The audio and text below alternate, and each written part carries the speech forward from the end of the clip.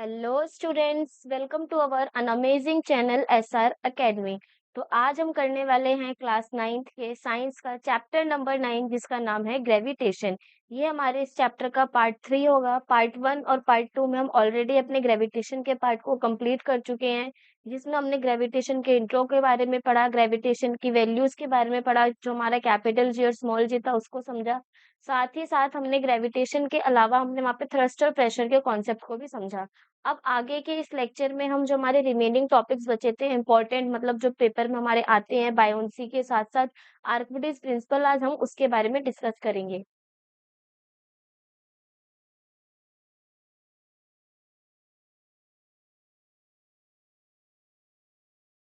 तो सबसे पहले हम प्रीवियस लेक्चर यानी जो हमने पिछले लेक्चर पार्ट 2 में जिस टॉपिक को कंप्लीट किया, अगर हम उसके बारे में डिस्कस करते हैं, थोड़ा सा ओवरव्यू लेते हैं, तो हमने याद देखा था कि हमने पिछले लेक्चर में कुछ इंपॉर्टेंट टॉपिक्स कंप्लीट किए थे, जिसमें हमने फ्री फॉल के कंडीशन को देखा था, किसके बेसिस पे, इक्वेशन ऑफ मोशन के बेसिस पे, जिसमें हमने तीन इक्वेशंस के बारे में बात करी थी। वो कौन कौन सी थी? एक थी हमारी v इज इक्वल्स टू में u प्लस जी टी। दूसरी इक्वेशन थी हमारी v square is equals to में u स्क्वायर प्लस 2gs। और एक इक्वेशन थी हमारी s इज इक्वल्स टू में ut प्लस हाफ gt का स्क्वायर। यहाँ पे हमने एक चीज नोटिस किया था कि जो भी हमारी इक्वेशन ऑफ मोशन है, वही हमारे फ्री फॉल के कंडीशन पर भी लगेगी, लेकिन यहाँ पर हम एक्सेलरेशन को किस में चेंज कर देंगे? ग्रेविटेशनल एक्सेलरेशन में। क्योंकि फ्री फॉल हमारा एक वो कॉन्सेप्ट है, मतलब किसी भी ऑब्जेक्ट पे फ्री फॉल की कंडीशन तब अप्लाई होती है जब उस पे हमारा जो अर्थ है सेंटर से ग्रेविटेशनल फोर्स को लगाएगा। साथ ही साथ हमने वहाँ पे जी के फैक्टर्स के बारे में बात करा था कि जी किस किस पर डिपेंड कराता करता है। तो सब सिर्फ हमने वहाँ पे एक ही पॉइंट के बारे में हाईलाइट किया था कि हमें इस क्लास में सिर्फ कौन से पॉइंट पे ध्यान देना है, कि जो हमारा स्मॉल जी है वो डिपेंड करता है रेडियस ऑफ अर्थ पे। अगर अर्थ की रेडियस कम होगी, पोल और इक्वेटर के बेसिस पे देखा था, जब हमारा पोल की कंडीशन थी वहां पे रेडियस कम हो रही थी तो हमारा जी की वैल्यू ज्यादा हो रही थी, और हमारे इक्वेटर की कंडीशन में रेडियस ज्यादा हो रही थी तो जी की वैल्यू क्या हो रही थी? कम। जहाँ पे हमने देखा था जी इनवर्सली प्रोपोर्शनल है रेडियस के स्क्वायर के, ये हमारा एक वहां पे रिलेशन देखने को मिला था।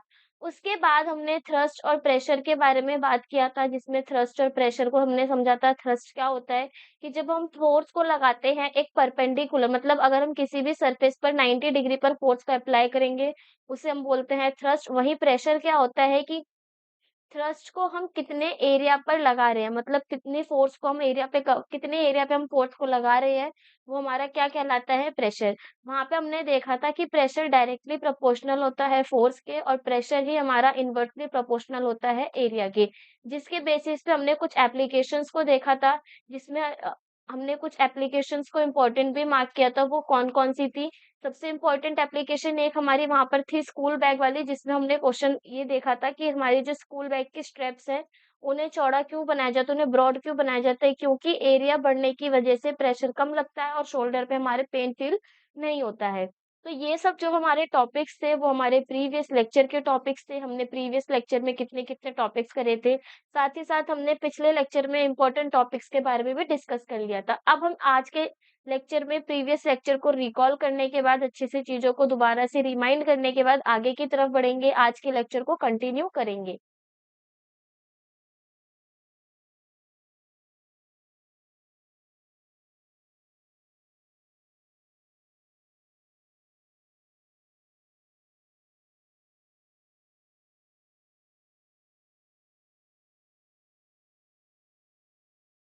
तो आज के टॉपिक क्या क्या है हमारे? सबसे पहला है हमारा बायोन्सी। हम बायोन्सी के बारे में बात करेंगे। बायोन्सी भी हमारी एक तरीके की फोर्स है। साथ ही साथ उसके बाद हम डेंसिटी के बारे में डिस्कस करेंगे। डेंसिटी हमारा बहुत छोटा सा टॉपिक है, इसको पढ़ने का पर्पस ये है कि इससे हम आर्किमिडीज प्रिंसिपल और रिलेटिव डेंसिटी के कॉन्सेप्ट को समझ सकते हैं। थर्ड टॉपिक होगा आज का हमारा, वो है आर्किमिडीज प्रिंसिपल, जिसमें हम आर्किमिडीज प्रिंसिपल के बारे में समझेंगे। उसके बाद इसी आर्किमिडीज प्रिंसिपल के एप्लीकेशन के बारे में देखेंगे कि उनका यूज कहाँ कहाँ पर होता है। लास्ट टॉपिक होगा आज के हमारे लेक्चर का, वो है रिलेटिव डेंसिटी।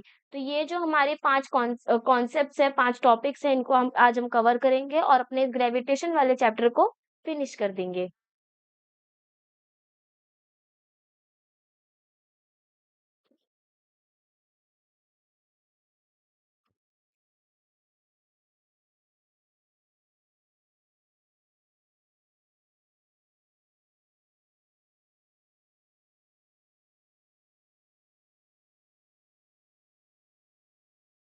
तो सबसे पहले टॉपिक आता है हमारा बायोंसी। बायोंसी क्या होता है देखो, the upward force experienced by an object when it is immerged into a fluid is called a force of buoyancy. क्या बोला गया है कि मान लो हमारे पास क्या है, ये हमारे पास एक ऑब्जेक्ट गिवन है। जब हम इस ऑब्जेक्ट को इमर्ज करते हैं, यानी जब हम इस ऑब्जेक्ट को किसी फ्लूइड में डालते हैं, तो हम देखते हैं कि इस ऑब्जेक्ट के ऊपर नीचे की तरफ से, मतलब अपवर्ड डायरेक्शन में, ऑब्जेक्ट के ऊपर की, या तो फिर ये बोले हम ये ऑब्जेक्ट है, इस ऑब्जेक्ट में फ्लूइड की वजह से अपवर्ड डायरेक्शन में जो भी फोर्स लगेगा उसको हम क्या बोलेंगे, बायोंट फोर्स बोलेंगे। तो बायोंट फोर्स कौन सी डायरेक्शन में लगता है, बायोंट फोर्स हमेशा हमारी अपवर्ड डायरेक्शन में लगता है, लेकिन किस केस में, सिर्फ और सिर्फ उस केस में जब हमारा ऑब्जेक्ट किसके अंदर इमर्ज्ड होगा, फ्लूइड के अंदर इमर्ज्ड होगा। जैसे फॉर एग्जांपल मानो ये हमारे पास एक बकेट है जिसके अंदर ये हमारा वाटर फिल है। अब क्या हुआ, यहाँ पे हमने एक ब्लॉक रखा, ठीक है। अब इस ब्लॉक पर क्या होगा, ये जो ब्लॉक है, ब्लॉक पर हमारी ग्रेविटेशनल फोर्स लगेगी, वो किसके बराबर होगी, F इज इक्वल्स टू में mg, ठीक है। ये हमारी ग्रेविटेशनल फोर्स है, मतलब ये जो ब्लॉक है वो वाटर पे फोर्स लगा रहा है, ग्रेविटेशनल फोर्स होगी कौन सी, F इज इक्वल्स टू में mg। साथ ही साथ अब ये जो ब्लॉक है, ये ब्लॉक हमारा वाटर के अंदर इमर्ज है, यानी फ्लूइड के अंदर इमर्ज है। तो इस कंडीशन में क्या होगा कि ये जो फ्लूइड है इस ऑब्जेक्ट पर एक फोर्स लगाएगा, जिसको हम क्या बोलेंगे, बायोंट फोर्स बोलते हैं, या फिर क्या बोलते हैं, बायोंसी बोलते हैं। हमेशा याद रखना है ये कौन सी डायरेक्शन में लगेगा, ओनली अपवर्ड डायरेक्शन में लगेगा।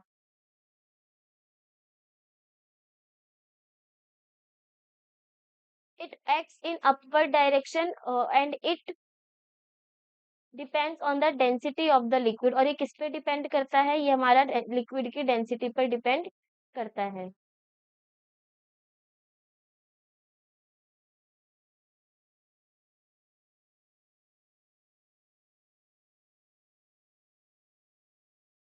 तो यहाँ पे हमने बायोंसी के बारे में समझा। बायोंसी क्या थी कि जब हम किसी भी ऑब्जेक्ट को वाटर के अंदर या फ्लूइड के अंदर इमर्ज करते हैं, तो जो वाटर है या फ्लूइड है वो उस ऑब्जेक्ट पे अपवर्ड डायरेक्शन में फोर्स को लगाता है, और उसी फोर्स को हम क्या बोलते हैं, बायोंसी बोलते हैं। साथ ही साथ जो ये हमारे बायोंसी फोर्स होता है वो फ्लूइड की डेंसिटी पर भी डिपेंड करता है।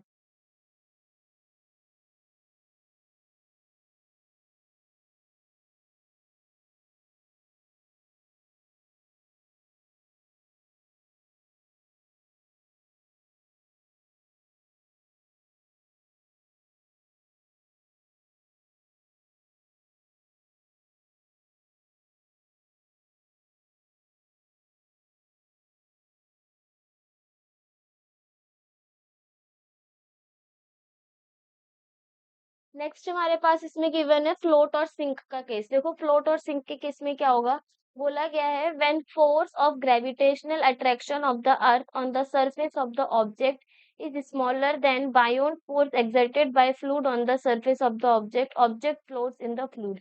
इसका कहने का मतलब क्या है, देखो इसमें ये बोला गया है कि हमारे पास ये ऑब्जेक्ट गिवन है, ठीक है।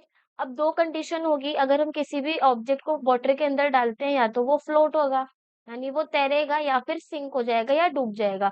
तो इन दोनों कंडीशन में ऐसा होता क्या है कि जो हमारा जो ऑब्जेक्ट है वो एक बार फ्लोट कर रहा है, तैर रहा है सरफेस पर, और दूसरा सिंक यानी सरफेस के अंदर इमर्ज हो जा रहा है, डूब जा रहा है। तो इस कंडीशन में क्या होगा, देखो इस कंडीशन पे ये होगा कि जो हमारी अपवर्ड डायरेक्शन में लग रही है, ये कौन सी फोर्स है,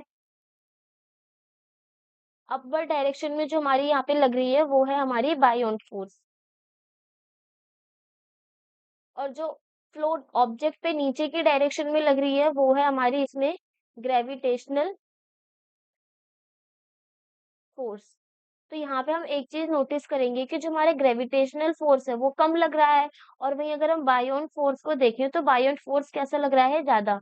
तो यहाँ पे हम ये लिखेंगे कि अगर हमारा जो ग्रेविटेशनल फोर्स है यानी एफ जी का मतलब यहाँ पे हो रहा है ग्रेविटेशनल फोर्स से,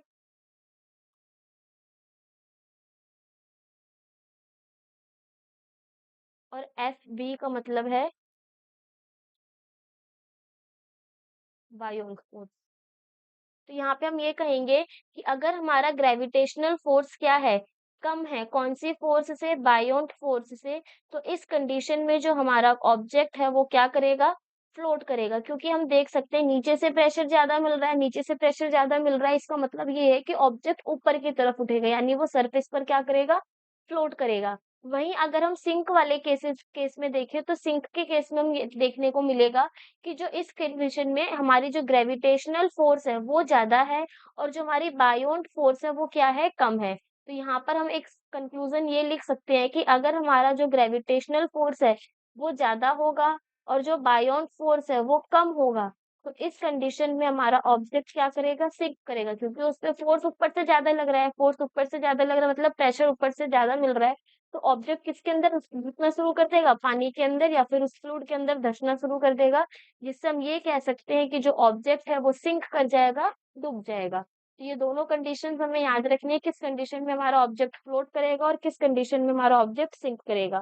फ्लोट वाली कंडीशन में क्या देखा था कि जब हमारी ग्रेविटेशनल फोर्स कम हो और बायोंट फोर्स ज्यादा हो, मतलब नीचे से यानी अपवर्ड डायरेक्शन में हमारी ऑब्जेक्ट के ऊपर फोर्स लगेगी, तो वो ऊपर की तरफ उठेगा और जो हमारा ऑब्जेक्ट है वो सरफेस पे फ्लोट करेगा।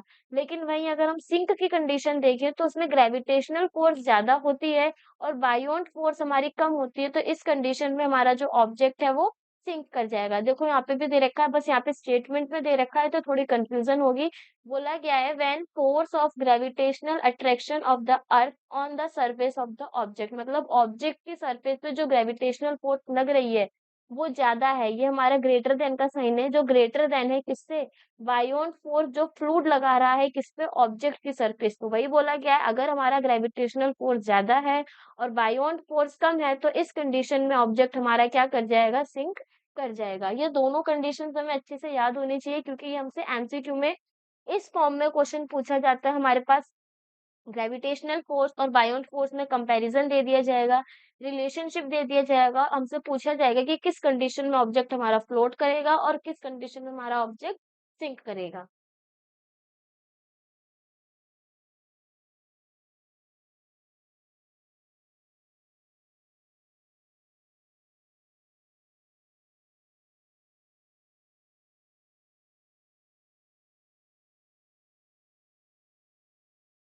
नेक्स्ट टॉपिक आता है हमारा इसमें डेंसिटी। डेंसिटी क्या होती है? तो डेंसिटी का वो डेफिनेशन है हमारे पास, the mass per unit volume is called density of an object. मतलब अगर हम यहाँ से फॉर्मूला डिराइव करें तो ये कहेंगे कि जो डेंसिटी होती है वो बराबर होती है मास अपॉन में वॉल्यूम के। ठीक है, अब देखो क्या बोला गया है, डेंसिटी इज इक्वल्स टू में मास पर यूनिट वॉल्यूम। डेंसिटी का फॉर्मूला हमें याद करना है, डेंसिटी इज इक्वल्स टू में मास अपॉन में वॉल्यूम। दूसरी चीज, अगर हम डेंसिटी की बात करें कि किसी ऑब्जेक्ट की डेंसिटी क्या होती है, तो वहां पे हम ये देखेंगे डेंसिटी का रिलेशनशिप मास और वॉल्यूम के साथ। तो जो हमारी डेंसिटी है वो डायरेक्टली प्रोपोर्शनल है किसके? मास के, और इनवर्सली प्रोपोर्शनल है किसके? वॉल्यूम के। और अगर हम इसको इजी लैंग्वेज में बोलें तो इसका मतलब होता है, अब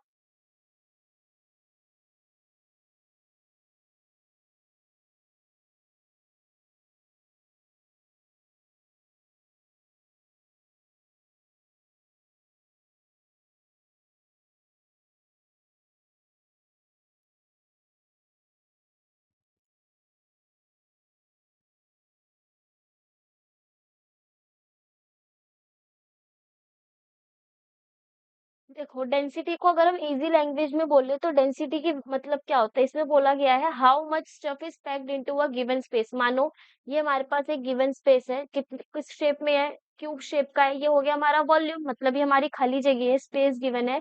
तो इस वॉल्यूम के अंदर हम कितना अमाउंट ऑफ मास को फिल करेंगे वही हमारा क्या कहलाएगा? डेंसिटी। तो बोला क्या गया, हाउ मच स्टफ यानी मास, हम कितने मास को पैक कर सकते हैं दिए गए स्पेस में या वॉल्यूम में, उसी को हम क्या बोलेंगे? उसकी डेंसिटी बोलेंगे। अगर हम डेंसिटी को देखें, डेंसिटी किसके बराबर है? मास अपॉन में वॉल्यूम के बराबर। तो यहाँ पे हम मास को किससे रिप्रेजेंट करते हैं? एम से, और वॉल्यूम को किससे रिप्रेजेंट करते हैं? वी से। डेंसिटी को हम रिप्रेजेंट करते हैं रो से, इसको हम बोलते हैं रो का साइन, यानी डेंसिटी की जो डिनोट करने का तरीका है वो क्या है? रो।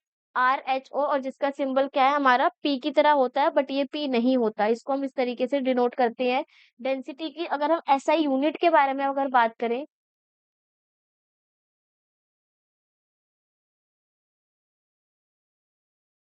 मास की यूनिट हो गई हमारी ग्राम। तो हम वॉल्यूम की भी सबसे छोटी यूनिट रखेंगे, या तो हम उसको किसमें रखेंगे, मीटर में रखेंगे या फिर सेंटीमीटर में रखेंगे, क्योंकि वॉल्यूम क्या है, स्पेस है, और वॉल्यूम को हम लेंथ में मेजर करते हैं। तो यहाँ पे हम देखेंगे, अगर हमने मास की सबसे छोटी यूनिट रखी है ग्राम, तो हम वॉल्यूम की भी छोटी यूनिट को रखेंगे, वो क्या होगा, सेंटीमीटर। लेकिन एक चीज हमें याद रखनी है, वॉल्यूम का मतलब क्या होता है, यूनिट का क्यूब। मतलब जब भी हम किसी भी ऑब्जेक्ट की वॉल्यूम को निकालते हैं, चाहे हम क्यूब का वॉल्यूम निकाले चाहे क्यूबॉइड का, तो हम क्या करते हैं, वॉल्यूम में जो भी हमारी क्वांटिटी दी होती है उसका क्यूब करते हैं। तो यहाँ पर भी जो हमारी वॉल्यूम हो जाएगी वो क्या हो जाएगी, ग्राम पर सेंटीमीटर क्यूब। और अगर हम इसी में मास की हायर वैल्यू, हायर क्वांटिटी को रखें, जैसे यहाँ पे हमने ग्राम लिखा है, अगर हम उसमें केजी में रखें तो जो हमारी वॉल्यूम हो जाएगी वो हो जाएगी मीटर क्यूब। तो इससे हमारी एसआई यूनिट निकलती है किसकी, मास की, ओ सॉरी डेंसिटी की, ग्राम पर सेंटीमीटर क्यूब और केजी पर मीटर क्यूब।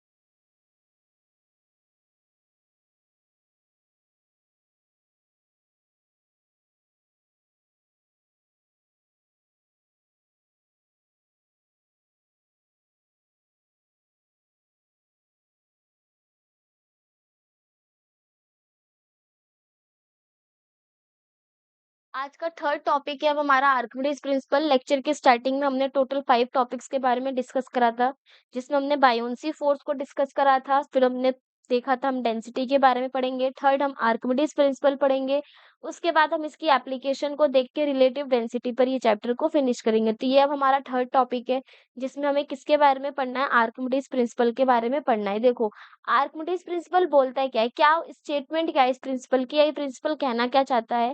तो बोला क्या है, it states that when a body is immersed fully और पार्शियली इन अ फ्लूइड। देखो, अगर हम इसे नॉर्मल लैंग्वेज में देखें तो हमें बस इतना याद रखना है, आर्किमिडीज प्रिंसिपल ये कहता है कि अगर हम किसी भी ऑब्जेक्ट को या किसी भी बॉडी को किस फ्लूइड के अंदर फुली या पूरा या पार्शियली या आधा, मतलब हम किसी भी बॉडी को पानी के अंदर अगर पूरा डुबो देते हैं या आधा डुबो देते हैं, तो जितना भी उस ऑब्जेक्ट का मास होगा वो ऑब्जेक्ट का मास वहां से एलिमिनेट हो जाएगा।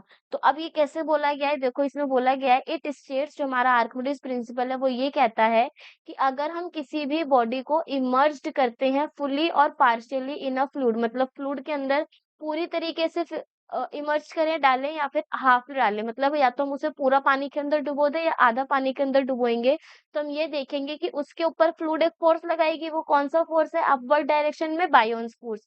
तो वो बायोन्स फोर्स क्या है, वो बायोन्स फोर्स किसके बराबर होगा, वही बायोन फोर्स हमारा बराबर होगा जितना इस ऑब्जेक्ट का वेट होगा। मतलब मानो हमने क्या करा है, ये एक हमारे पास बकेट दे रखी है या फिर हमारे पास एक वेसल है जिसके अंदर वाटर फिल दे रखा है ब्लू कलर में, और हमारे पास ये रेड कलर का एक क्या दे रखा है, ब्रिक दे रखा है, ठीक है। अब हमने क्या करा है, इस ब्रिक को इस पानी के अंदर इमर्ज करा है, मतलब पानी के अंदर डुबोया है पूरी तरीके से। तो हमने क्या देखा कि इस ब्लॉक के ऊपर या इस ब्रिक के ऊपर जितना बायोन फोर्स होगा वो किसके बराबर होगा, वो इस ऑब्जेक्ट के वेट के बराबर होगा। या फिर हम इसको ऐसे कर सकते हैं कि जितने ऑब्जेक्ट हम इसके अंदर डालेंगे उतने ही अमाउंट का वाटर हमारा इस वेसल से बाहर निकल रहा है। तो वो कितना अमाउंट है, 4 पाउंड्स ऑफ वाटर हमारा इसके अंदर अमाउंट गिवन है। तो हमें बस ऐसे ही याद रखना है कि जब हम किसी भी ऑब्जेक्ट को या बॉडी को वाटर के अंदर इमर्ज करते हैं, पानी के अंदर डालते हैं पूरी तरीके से या आधा, मतलब या तो हम उसे पूरा डालेंगे या तो फिर हाफ फिल्ड हाफ उसमें डालेंगे, तो जितना भी उसका वेट होगा वो उसमें से एलिमिनेट हो जाएगा। मतलब क्या बोला गया है, that is equal to the weight of fluid displaced by it. तो यहाँ पे बस हमें इतना ही याद रखना है, अगर हम किसी भी ऑब्जेक्ट को पानी के अंदर इमर्ज करवाते हैं, उसके अंदर डालते हैं, तो जो उसपे बायोंट फोर्स होगी वो बराबर होगी उस ऑब्जेक्ट के द्वारा डिस्प्लेस किए गए फ्लूइड के बराबर। मतलब हम उस ऑब्जेक्ट को जब पानी में डालेंगे तो उसका जितने भी अमाउंट से वाटर बाहर डिस्प्लेस होगा, वही हमारे उसकी किसके बराबर होगा? बायोंट फोर्स के बराबर होगा। आर्किमिडीज प्रिंसिपल की हमें सेम स्टेटमेंट याद करनी है, हम इस स्टेटमेंट पे कोई भी अप एंड डाउन नहीं कर सकते, जैसे हमारे लॉज में हम चेंजेस नहीं कर सकते, उसी तरीके से हमें आर्किमिडीज प्रिंसिपल में भी कोई चेंज नहीं करना है। वैसे आर्किमिडीज प्रिंसिपल का हम अपनी डेली लाइफ में भी एग्जांपल देख सकते हैं, जब हम बकेट के अंदर मग को डालते हैं, तो हम ये देखते हैं कि मग को जितना डीपली हम उसके अंदर डालते हैं, उतने ही अमाउंट ऑफ वाटर जो है हमारा बाहर डिस्प्लेस होकर के आ जाता है। तो ये हमारे नॉर्मल डेली लाइफ के कुछ एग्जांपल्स हैं जो हम देखते भी हैं, ताकि हम आर्किमिडीज प्रिंसिपल को और अच्छे से समझ सके।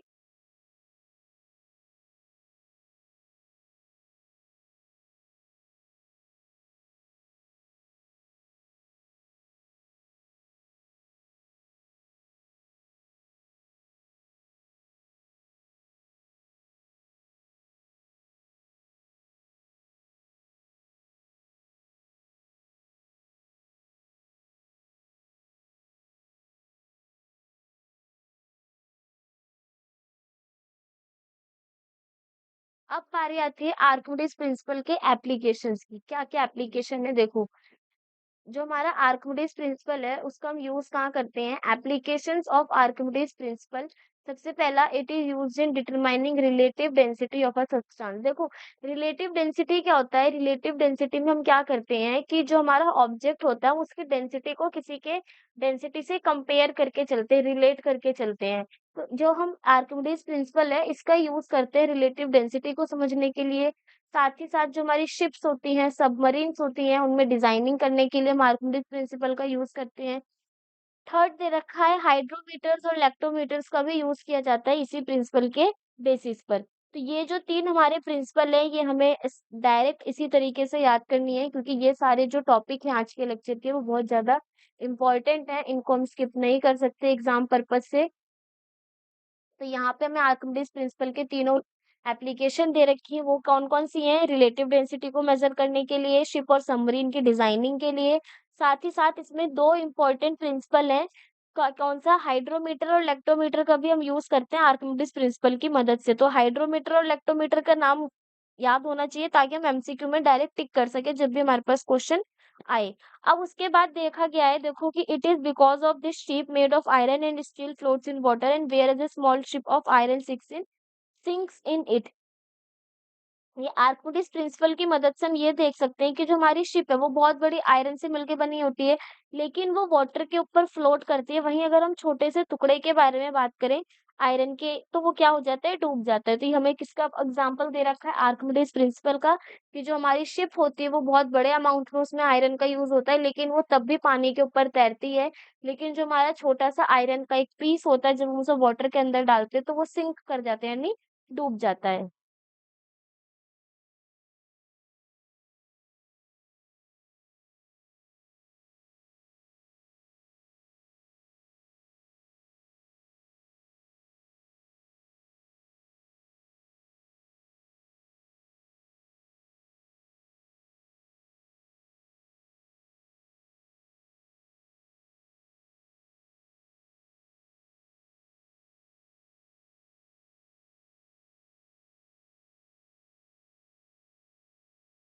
लास्ट टॉपिक आज का, रिलेटिव डेंसिटी। रिलेटिव डेंसिटी क्या है?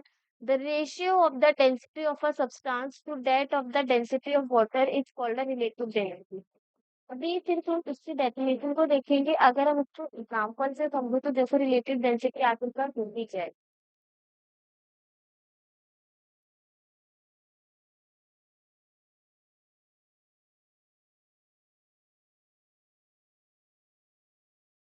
तो यहाँ पर अगर हम रिलेटिव डेंसिटी को एग्जांपल से देखें तो देखो नाम से पता चल रहा है रिलेटिव। रिलेटिव मतलब किसी चीज से रिलेट करेंगे, जब हम डेंसिटी को किसी और अनदर डेंसिटी के रेफरेंस में रिलेट करते हैं तो उससे हम उसकी क्या निकाल सकते हैं? रिलेटिव डेंसिटी निकाल सकते हैं। तो देखो इसमें दे भी रखा है, रिलेटिव डेंसिटी क्या है? Ratio of the density of substance to that of the density of water. अगर हमें किसी की भी रिलेटिव डेंसिटी निकालनी होगी सब्सटेंस की, तो वो किसके बराबर होगी? वो बराबर होगी हमारी डेंसिटी ऑफ सब्सटेंस, मतलब सब्सटेंस की डेंसिटी अपॉन में डेंसिटी ऑफ वाटर, ठीक है। यहाँ पे हम डेंसिटी ऑफ वाटर को ही रेफरेंस क्यों लेके चल रहे हैं, तो देखो डेंसिटी ऑफ वाटर को रेफरेंस लेने का रीजन क्या है। उसका रीजन ये है कि जो हमारी वाटर की डेंसिटी होती है वो 1 होती है, और बहुत इजीली तरीके से हम इसकी जो डेंसिटी है उसकी मदद से आगे के क्वेश्चंस वगैरह जो होते हैं उसको हम सॉल्व करने में हेल्प मिलती है।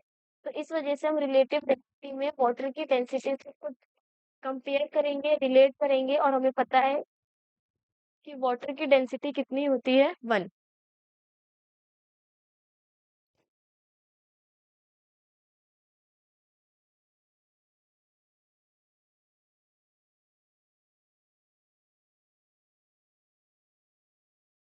जैसे अगर हम यहाँ पे एग्जांपल देखें, मानो हमारे पास अभी हम ये थोड़ा सा जो रिलेटिव डेंसिटी में वाटर है सब्सटेंसेस को साइड करके एक बेसिक से एग्जांपल देखेंगे। मानो हमारे पास क्या दे रखा है, एक ये छोटी सी ग्लास है।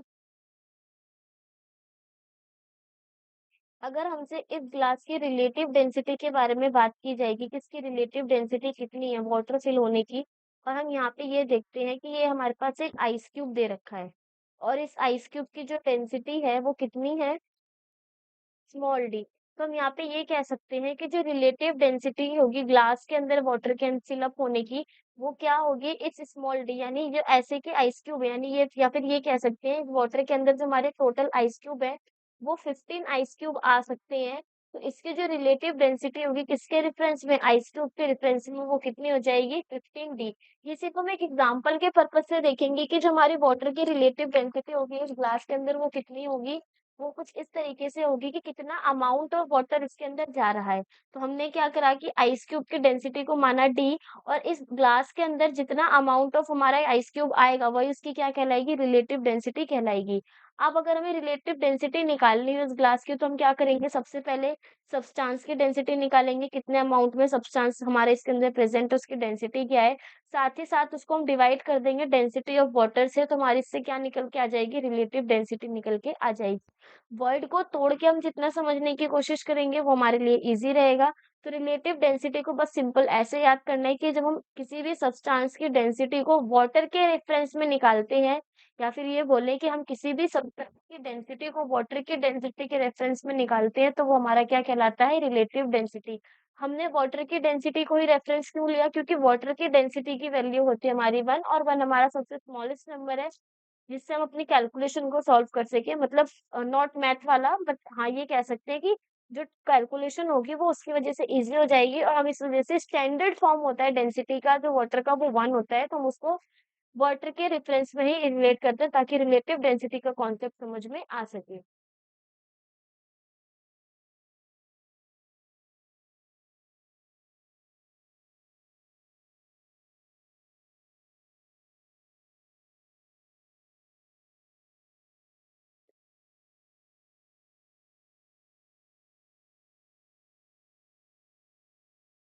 तो आज का लेक्चर हमारा यहीं पे फिनिश होता है। आज के लेक्चर में ज्यादा कुछ हमारा थ्योरेटिकल नहीं था, कॉन्सेप्चुअल था, कोई भी हमारा न्यूमेरिकल पार्ट नहीं था, तो आज का हमारा लेक्चर जल्दी फिनिश हो रहा है। साथ ही साथ अगर हम समराइज करें आज के पूरे लेक्चर के बारे में कि हमने आज के लेक्चर में क्या क्या कंप्लीट किया है, तो हमने सबसे पहले यहाँ पे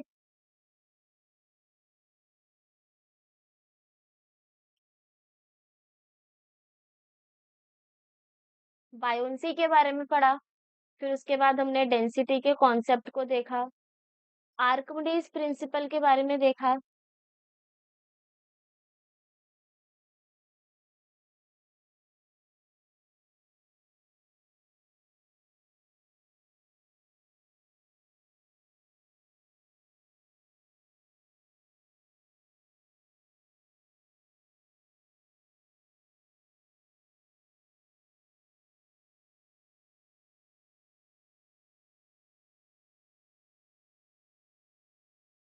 उसके साथ साथ हमने लास्ट में रिलेटिव डेंसिटी के कॉन्सेप्ट को देखा। अब एक चीज हमें यहाँ पे क्या देखने को मिली कि आर्किमिडीज प्रिंसिपल के हमने कुछ एप्लीकेशंस के बारे में भी डिस्कस किया। तो ये हमारे पार्ट 3 का सबसे या फिर ये बोले पूरे चैप्टर में जो पार्ट 3 है वो हमारी मोस्ट इम्पोर्टेंट लेक्चर है या फिर पार्ट है, क्योंकि इसमें हमने उन टॉपिक्स को कवर करा है जिससे हमारे एग्जाम में क्वेश्चंस आते ही आते हैं। मतलब ये हमारे इस चैप्टर का इम्पोर्टेंट पार्ट है, बायोन्सी और आर्किमिडीज प्रिंसिपल। तो यहाँ पे हमारा जो ये ग्रेविटेशन वाला चैप्टर है वो फिनिश होता है, जिसमें हमने ग्रेविटेशन के सारे कॉन्सेप्ट्स को भी क्लियर करा, न्यूमेरिकल्स को भी सॉल्व करा है। अब हम क्या करेंगे, अब हमारा यहाँ पे अगर हम काउंट करें तो ये हमारे फिजिक्स के थर्ड चैप्टर होंगे। नाइन्थ का जो पहला चैप्टर था वो हमारा मोशन था फिजिक्स का, और जो दूसरा था वो था हमारा force and laws of motion. ये हमारा थर्ड चैप्टर है फिजिक्स का ग्रेविटेशन। तो यहाँ पे हमारे फिजिक्स के नाइन्थ के 3 चैप्टर ऑलरेडी फिनिश हो चुके हैं। अब जो आगे के 2 चैप्टर बचे हैं, वर्किंग एनर्जी और साउंड, अब हम नेक्स्ट क्लास में आगे के 2 लेक्चर को और आगे के चैप्टर्स को कंप्लीट करेंगे। तो मिलते हैं अपने नए लेक्चर में और नए फिजिक्स के चैप्टर की शुरुआत के साथ।